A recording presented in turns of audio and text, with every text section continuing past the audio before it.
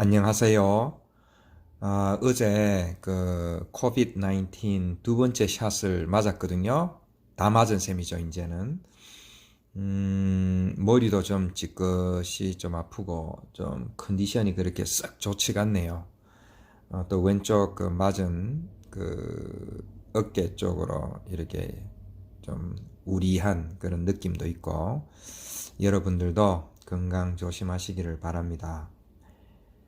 오늘 수요일 우리가 간단히 말씀을 보고자 하는 것은 제목은 라이언 일병 구하기라는 좀 특이한 제목을 가지고 내가 내 공의를 굳게 잡고 놓지 아니하리니 내 마음이 나의 생애를 비웃지 아니하리라. 욥기 27장 6절 말씀을 가지고 오늘 말씀을 한번 나누어 보도록 하겠습니다.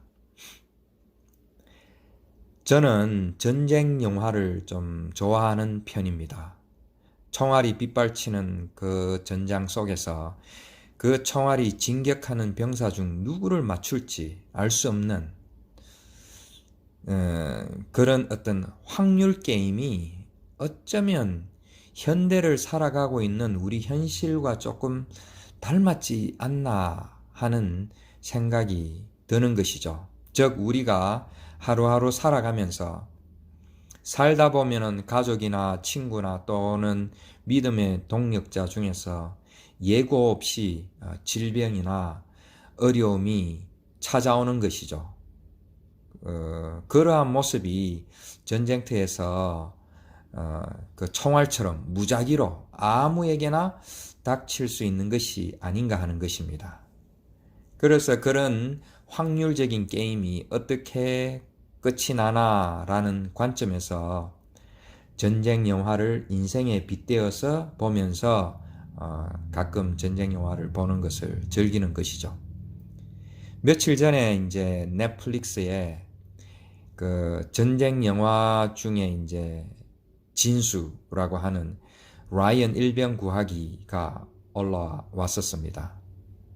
스티븐 스필버그가 만든 영화 중에 수작이라고 꼽히는 전쟁 영화죠. 이제 총을 쏠 때에 화약 연기만 나는 다른 전쟁 영화와는 달리 이 영화는 정말 실전 같은 아주 사실적으로 묘사된 그런 연출이 돋보이는 영화로 기억하고 있었던지라 다시 한번 그 기억을 추억하면서 보게 되었습니다. 처음 보았을 때는 벌써 한 이게 10년 정도 나왔죠. 10년 전에 나왔죠.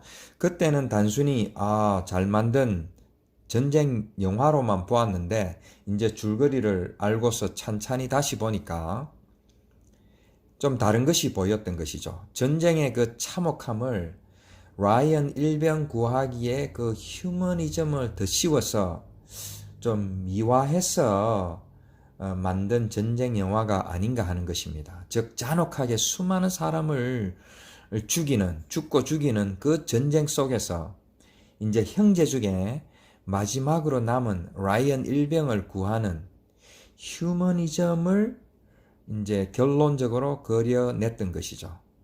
그리고 그것을 위하여 소대원들이 목숨을 바치는 것을 감동적으로 그려냈던 것이죠.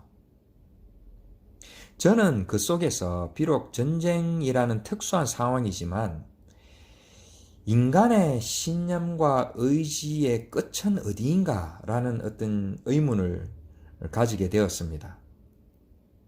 쭉 그 영화를 보면서 의외로 인간은 사소하게 보이는 것까지도 그것에 목숨을 거는 것이 아닌가 하는 생각이 들었습니다. 물론 그 라이언 일병 구하기에 이제 그 목숨을 거는 것이 사소하다라는 것은 절대로 아닙니다. 그것은 엄청난 일이죠. 그러나 그러한 광경이 우리가 생각하는 것처럼 엄청나게 위대하거나 또 우리가 도저히 범접할 수 없는 어떤 그런 경지의 것이 아닐 수도 있지 않을까 하는 생각이 들었던 것이죠.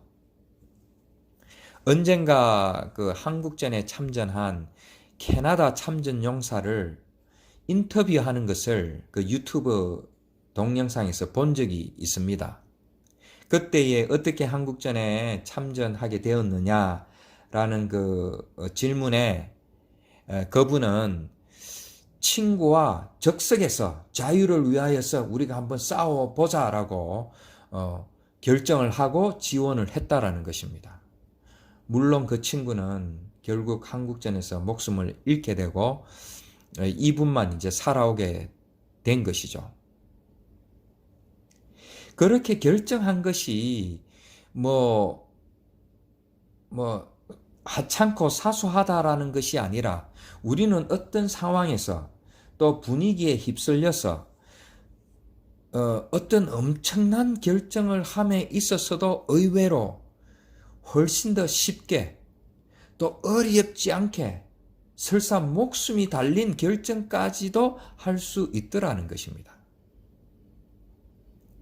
저의 그 개인적인 신앙생활을 되돌아보아도 지금 생각하면은 어떻게 그렇게까지 할 수 있었나 싶을 정도로 엄청나게 열심히 했죠. 금식기도, 철야기도, 새벽기도 등 또 헌금을 하고 또 각종 행사에 참여하면서 또 그런 어떤 교회의 어떤 직책을 여러 가지 맡으면서 정말 열심히 했죠.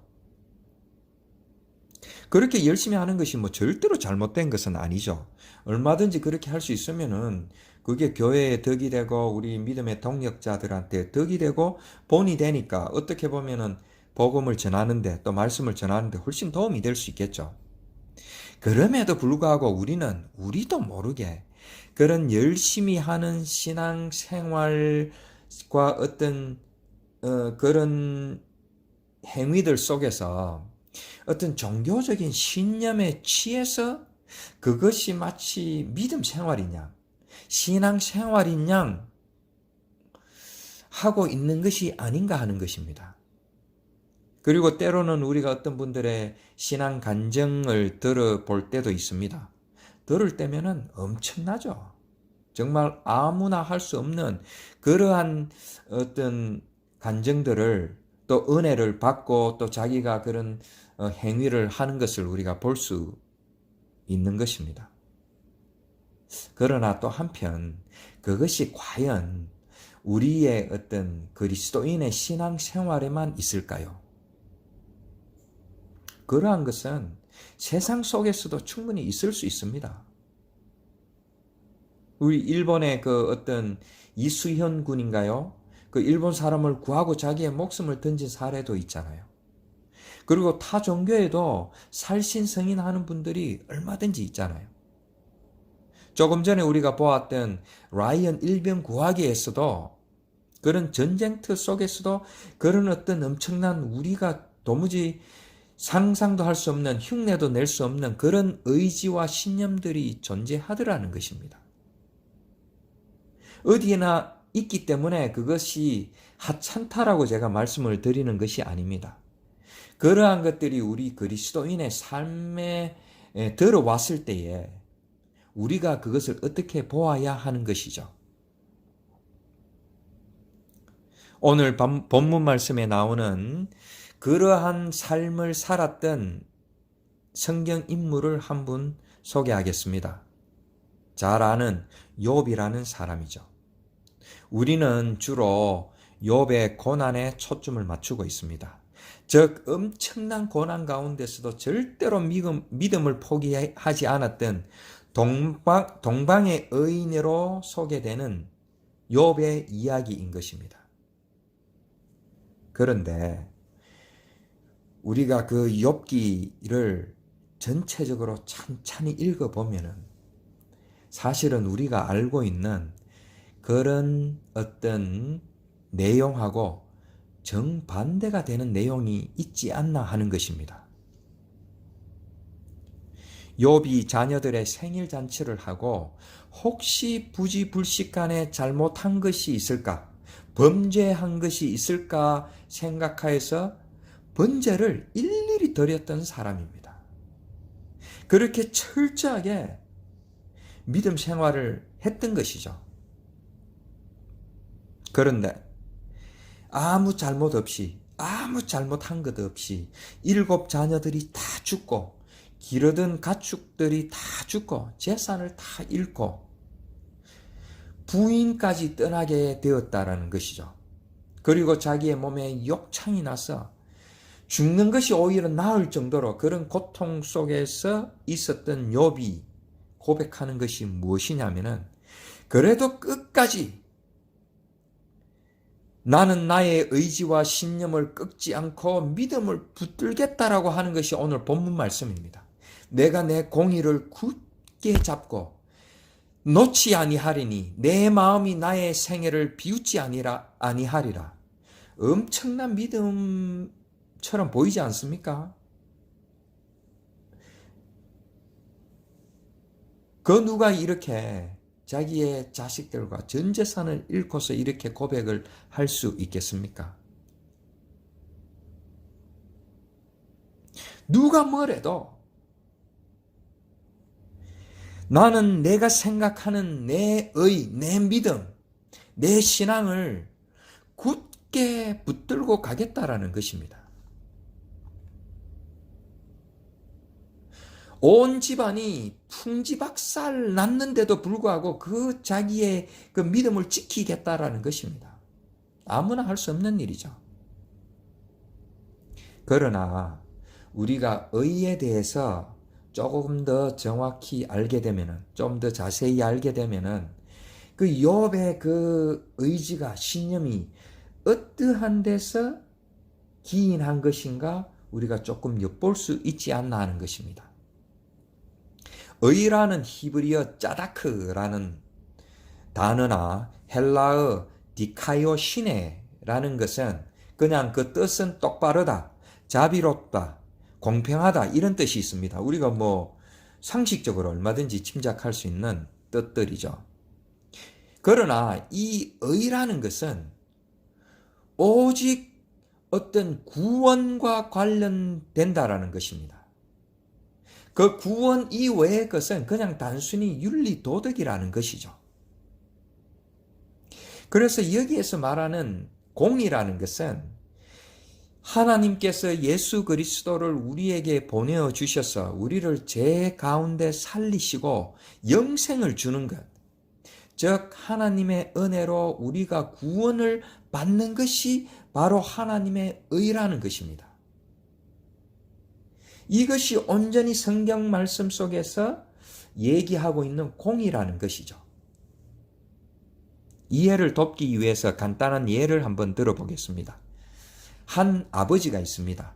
돈 버는 재주가 남달라서 엄청난 부를 이루었습니다. 그리고 그렇기 때문에 늘 인자한 모습으로 웃으면서 구제 사업을 많이 해서 세상 사람들로부터 존경도 한 몸에 받는 사람입니다. 그러나 어떻게 된 심판인지 집에만 오면은 태도가 반대로 달라지더라는 것입니다. 아이들에게 냉정하고 자기 가족들에게 냉정하고 그 인자한 모습은 간 곳이 없더라는 것이죠. 그래서 그 자기의 자식들에게는 좋은 아버지가 되지 못하고 자식들을 좋은 길로 인도하지 못하는 것처럼 보이더라는 것입니다. 아무리 사회적으로 명망이 있다고 한들 그것이 무슨 소용이 있겠습니까? 좋은 아버지가 될 수가 없는 것이죠. 즉 의로운 아버지가 되지 못한다라는 것입니다. 이사야에 보면 이런 말씀이 있습니다. 오직 만군의 여호와는 의로우시며 높임을 받으시며 거룩하신 하나님은 공의로우시며 거룩하다 일컬음을 받으시리니. 이사야 5장 16절에 나오는 말씀이죠. 이 말씀처럼 구원을 이루실 수 있는 의로우신 분은 하나님 아버지밖에 없다라는 것입니다. 우리를 살릴 수 있는 능력이 있으신 분은 하나님 아버지밖에 없다라는 것이고 그것이 바로 공의라는 것입니다. 그러나 욥은 어떻습니까? 자기의 의가, 자기의 신념이, 자기의 어떤 그 종교적인 신념이 저를 구원할 수 있는 것처럼 그것을 굳게 붙들었다라는 것입니다. 그리고 그것을 굳게 붙들다 보니까 그것이 취해서 그것이 믿음인 양 신앙인 양 살았던 것입니다. 오늘 본문 말씀이 그것을 얘기하고 있지 않습니까? 내가 내 공의를 굳게 잡고 놓지 아니하리니 내 마음이 나의 생애를 비웃지 아니하리라. 내 마음뿐만 아니라 그 누구도 나의 신앙생활에 나의 믿음 생활에 어떻다라고 비웃지 못할 것이다 라고 자기의 의를 높이는 장면이 나오지 않습니까?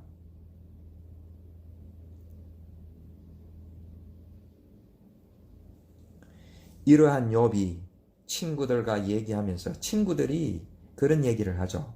네가 그렇게 힘든 일을 당하는데 오히려 그냥 그것을 내려놓고 그냥 하나님을 저주하고 욕해라. 그 욥의 부인도 그런 말을 하죠.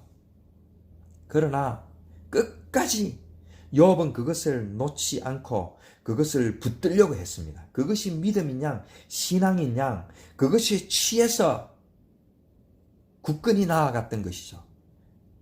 그러나 시간이 지나고 하나님의 은혜가 임하면서 욥은 결국 마지막 장에, 욥기 마지막 장에 가서 그것을 회개하게 됩니다. 나의 종교적인 신념과 의지가 아니라 온전히 하나님의 공의가 나를 살릴 수 있다라는 것을 깨닫게 되는 것이죠. 그리고 나서 유명한 고백을 합니다. 귀로만 들었던 복음을 이제는 영안을 열어서 보게 되었다라는 것이죠. 얼마나 하나님이 자기를 사랑하는지, 자기가 그 고통 속에서, 자기가 그 붙들고 있었던 그 공의 속에서 몸부림치며 살아보려고 발버둥 칠 때에도 하나님은 그 욥을 보면서 안타까워하면서 어쩌면은 울고 계셨더라는 것이죠. 욥이 자기의 그 의를 붙들고 자기의 의지와 신념을 붙들고 있는 동안에 결코 그 하나님의 은혜와 사랑을 볼 수 없었던 것이죠. 성경의 구약과 신약을 보면 구약이 그런 열심을 앞세우고 율법을 앞세우고 그런 의를 앞세우고 그것을 취해서 살아가는 인간들의 모습을 적나라하게 보여주는 것이라고 저는 생각을 합니다.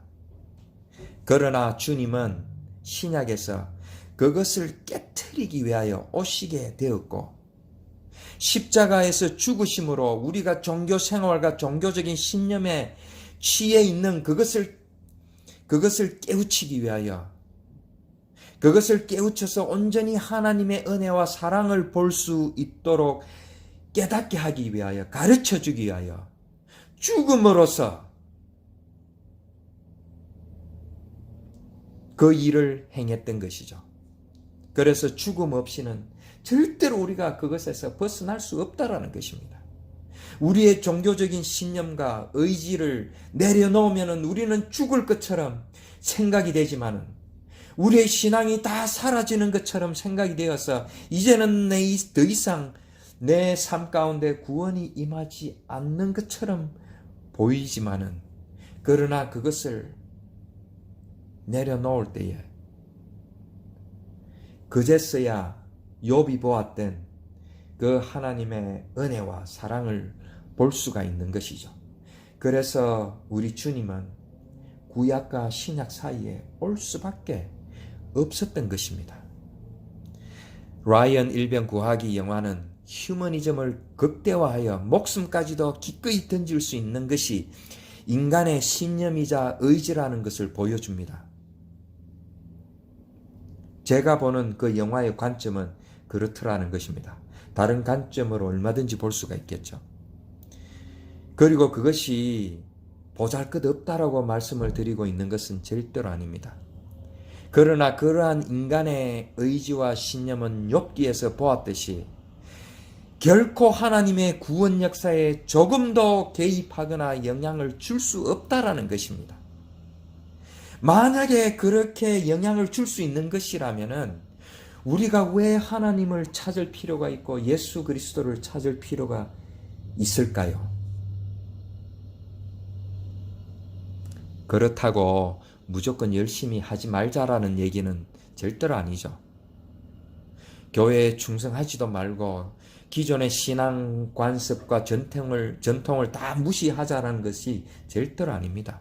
열심히 할 수 있는 것은 참으로 귀한 것입니다. 그러나 그러한 것에 취해서 그것이 진정 믿음인 양, 신앙생활인 양 하는 것에서 벗어나야 된다는 것입니다. 우리의 부모님 세대는 먹고 사는 것이 힘들고 시급해서 어쩌면은 그러한 신념과 의지가 저들의 신앙의 어떤 위로가 되었을 수도 있을 것입니다. 그러나 지금은 시대가 달라졌습니다. 우리는 누구의 신앙과 간정을 들을 때에 그것이 대단하다고 생각될 수 있을지라도 그것을 그냥 대단하다고 생각하고 말아야 될 것입니다. 그분에게는 그것이 특별한 은혜일지 몰라도 그것이 우리의 신앙생활이 될 수가 없습니다. 인간의 의지나 신념은 믿을 것이 못됩니다. 우리는 더 이상 종교적인 신념과 행위에 취하지 말고 은혜의 자리로 나아가야 되는 것입니다. 그렇게 될 때에 온전히 하나님의 은혜로 그리스도의 십자가만으로 우리를 구원할 수 있다라는 것을 깨닫게 되고 그 속에서 우리는 율법의 멍에를 벗어버리고 진정한 자유를 누릴 수 있을 것입니다.